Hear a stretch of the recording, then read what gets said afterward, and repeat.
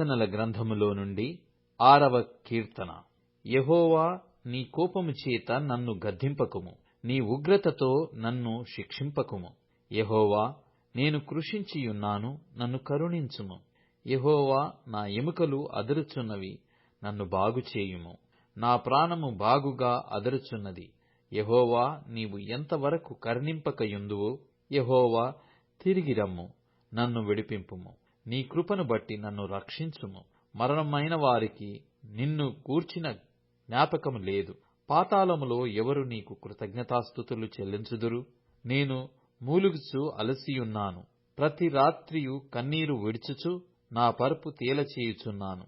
నా కన్నీళ్ల చేత నా పడక కొట్టుకొని పోవుచున్నది.